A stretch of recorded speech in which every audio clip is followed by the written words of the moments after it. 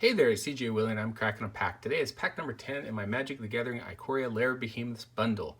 Check out my preview video on my Ikoria bundle as I explain the concept of what is your pick. I've added a link to the preview video in the description below. So last pack, final pack. I haven't gotten a mythic rare yet, so I'm hoping the mythic rare is in this pack. What is your pick is basically my friends and I get together. We buy a booster box, there's 4 of us. We do 3 rounds of draft. We don't keep any of the rares or mythic rares. You get to keep the uncommons and commons. We wait until the very end of the 3 rounds of draft, and then based upon record, whoever finishes first gets to pick first out of the mythic rares or rares, second gets second pick, etc.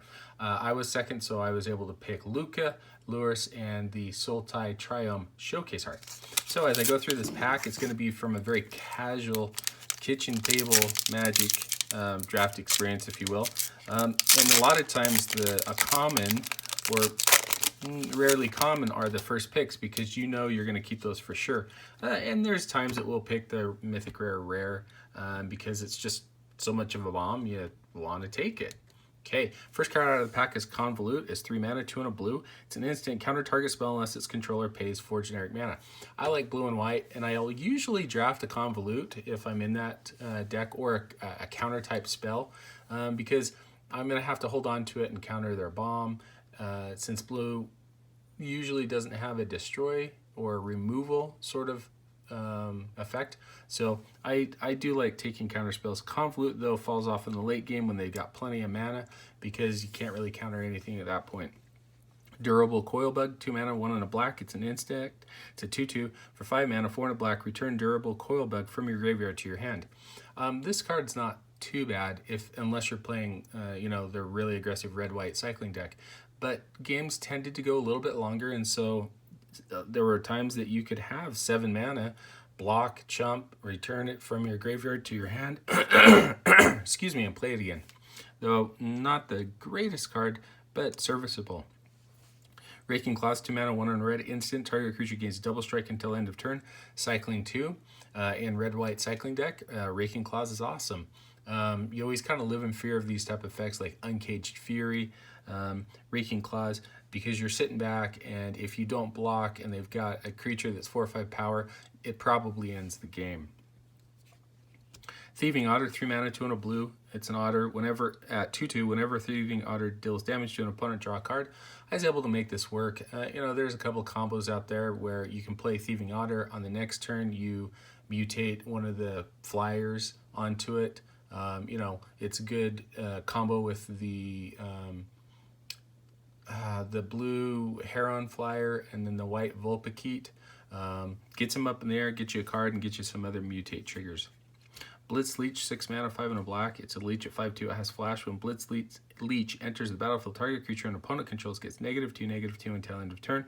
Remove all counters from that creature. I was down on Blitz Leech before the draft.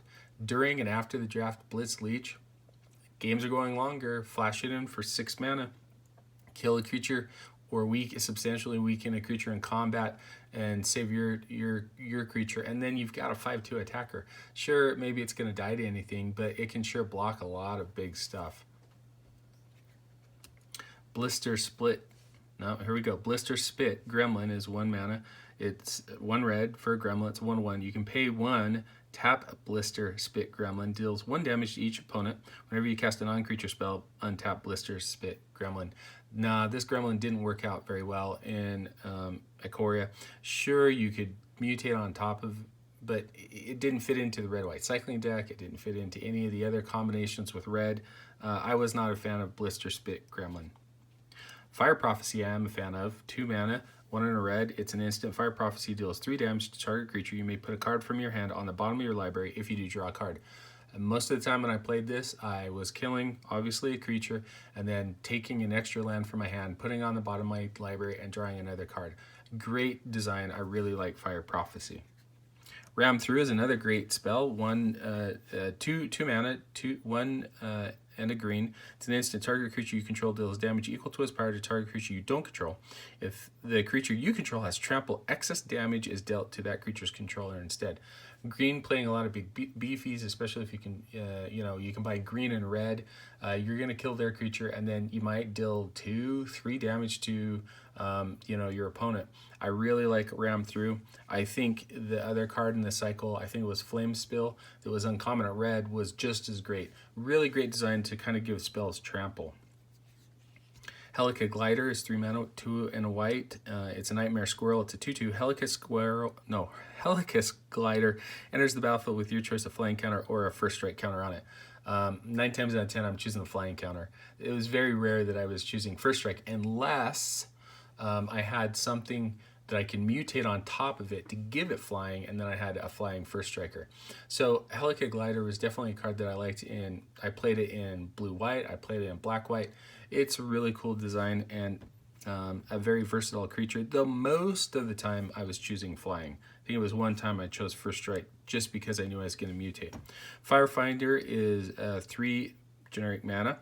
It's a fox. It's a 1/1. It has vigilance. When Firefinder enters the battlefield, you may search your library for a basic land card, reveal it, put it into your hand, then shuffle your library. I like Firefinder quite a bit. Whenever I was going 3 colors, I use Firefinder to get my splash land, and then it's not bad of a mutate creature. You mutate something on top of it, and it's got vigilance. So I liked Firefinder quite a bit because it could go in any deck, being colorless mana. Okay, our first uncommon is Lead the Stampede, 3 mana, 200 green. Sorcery, look at the top 5 cards of your library. You may reveal any number of creature cards from among them and put the rest of the reveal cards into your hand. Put the rest on the bottom of your library in any order. And I'm struggling to read today.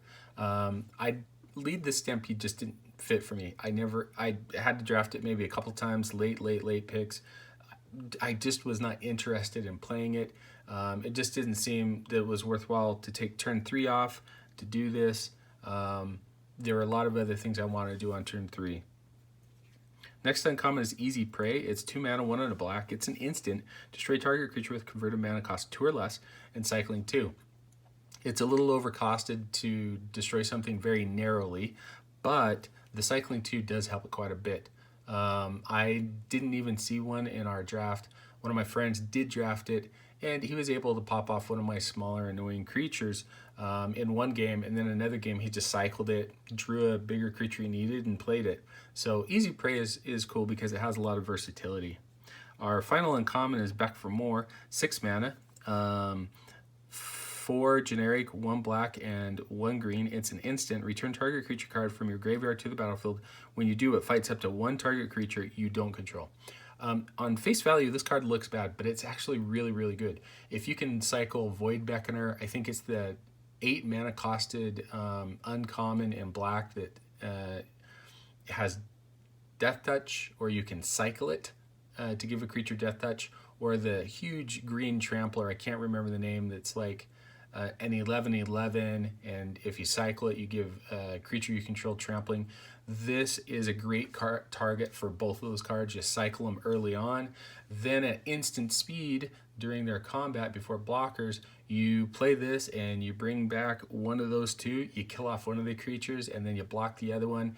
It's a blowout. I really like Back for More quite a bit. It's a cool card. It might be in competition with Easy Prey to be my pack 1 pick 1. Okay, our next card is, oh cool, we got a Triome.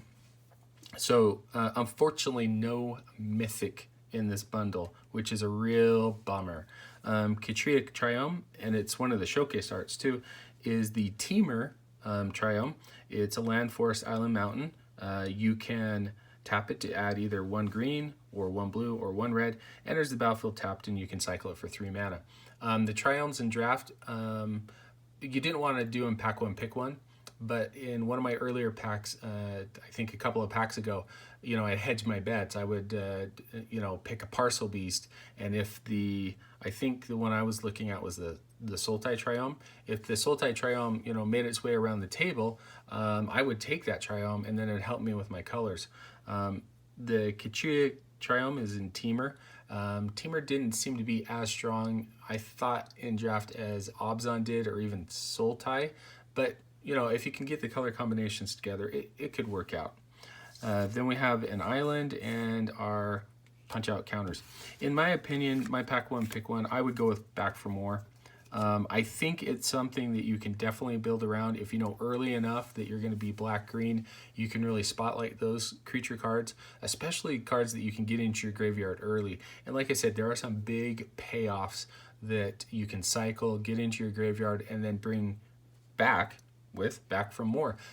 Usually in black-green, creatures are going to be dying, and in limited or either draft or sealed, creatures will die, and so you'll have the opportunity to pull some shenanigans.